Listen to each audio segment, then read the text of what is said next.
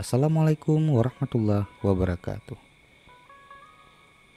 Kali ini kita akan menceritakan tentang kisah Abu Jahal. Bagaimana kisahnya? Yang belum subscribe, jangan lupa subscribe. Di tengah kota Mekah, sebelum cahaya Islam menyinari jazirah Arab, hiduplah seorang pria bernama Amrun bin Hisham, seorang bangsawan dari suku Quraisy yang memiliki kedudukan tinggi dan dihormati oleh banyak orang. Ia dikenal sebagai orang yang cerdas, berani, dan memiliki pengaruh besar di antara kaumnya.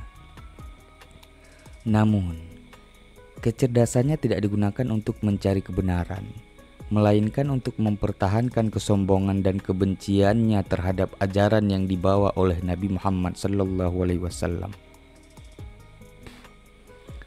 Karena kebenciannya terhadap Islam, ia mendapat julukan Abu Jahal, yang berarti bapak kebodohan.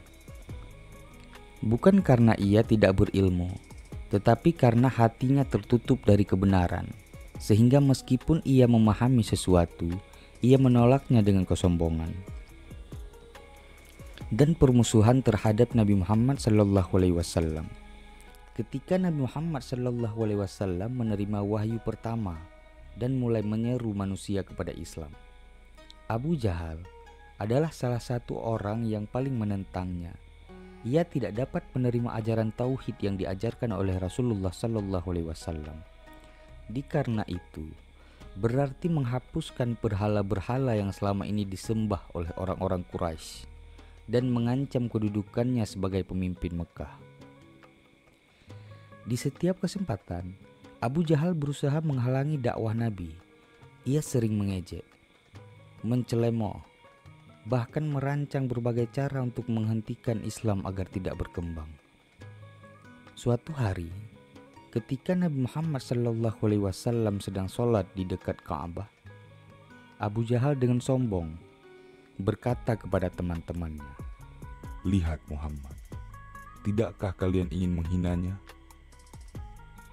Ia kemudian menyuruh seseorang mengambil kotoran unta dan meletakkannya di punggung Nabi saat Nabi sedang bersujud. Mereka tertawa, terbahak-bahak melihat kejadian itu. Namun, Nabi tidak membalas hinaan mereka dan tetap sabar dalam berdakwah.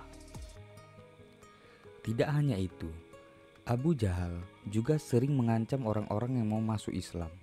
Salah satu contohnya adalah seorang budak bernama Bilal bin Rabah.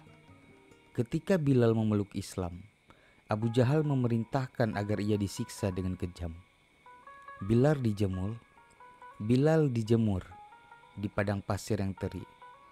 Tubuhnya ditindih batu besar dan dicambuk berkali-kali. Namun yang mengejutkan Abu Jahal adalah bahwa Bilal tetap bertahan dan terus mengucapkan, Ahad, Ahad, Allah itu Esa. Abu Jahal semakin marah, tetapi ia tidak bisa mematahkan keyakinan Bilal. Keimanannya lebih kuat dari siksaan yang dia berikan. Di suatu ketika, Abu Jahal mendengar tentang Al-Quran yang dibacakan oleh Nabi Muhammad SAW. Dalam hatinya, ia mengakui bahwa kata-kata itu bukanlah buatan manusia, melainkan memiliki keindahan dan kekuatan yang luar biasa. Namun, kesombongannya menghalanginya untuk menerima kebenaran. Ia berkata di dalam hati, "Jika aku mengakui bahwa Muhammad adalah nabi, maka aku akan kehilangan kekuasaanku. Aku tidak akan membiarkan hal itu terjadi." Abu Jahal lebih memilih mempertahankan kedudukannya daripada menerima hidayah Allah. Baginya, kehormatan dunia lebih penting daripada kebenaran. Ketika Nabi terus berdakwah dan Islam semakin berkembang, Abu Jahal mulai merancang berbagai strategi untuk menghancurkan umat muslim. Ia menyiksa, ia mengusir, bahkan berencana membunuh Nabi Muhammad SAW. Namun meskipun ia melakukan berbagai kejahatan, Allah tetap melindungi Nabi dan para pengikutnya. Di dalam kehancurannya perang Badar, puncak permusuhan Abu Jahal terhadap Islam terjadi dalam Perang Badar. Pertempuran pertama antara kaum muslimin yang jumlahnya jauh lebih sedikit dibandingkan pasukan Quraisy. Abu Jahal dengan angkuhnya memimpin 1.000 pasukan Quraisy yang dilengkapi dengan perlengkapan perang yang lengkap. Sementara itu, kaum muslimin hanya berjumlah sekitar 300 orang dengan senjatanya yang sangat terbatas. Ketika perang dimulai, Abu Jahal dengan sombong berkata kepada pasukannya, "Hari ini kita akan menghabisi Muhammad dan para pengikutnya." Namun, yang terjadi justru sebaliknya. Dengan pertolongan Allah, kaum muslimin berhasil mengalahkan pasukan Quraisy. Banyaknya pemimpin Quraisy yang tewas dalam pertempuran, dan Abu Jahal sendiri terluka yang sangat parah. Dalam keadaan sekarat, ia ditemukan oleh Abdullah bin Mas'ud, seorang sahabat Nabi yang dahulunya sering dihina oleh Abu Jahal karena berasal dari keluarga miskin.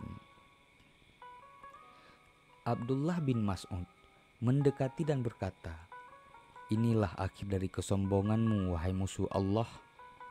Namun, meskipun sudah hampir mati, Abu Jahal tetap menunjukkan kesombongannya dengan suara yang lemah. Ia berkata, "Katakan pada Muhammad, aku mati sebagai pemimpin yang hebat. Tidak ada yang lebih mulia dariku." Dengan itu, ia menghembuskan napas terakhirnya dalam keadaan kufur dan terhina.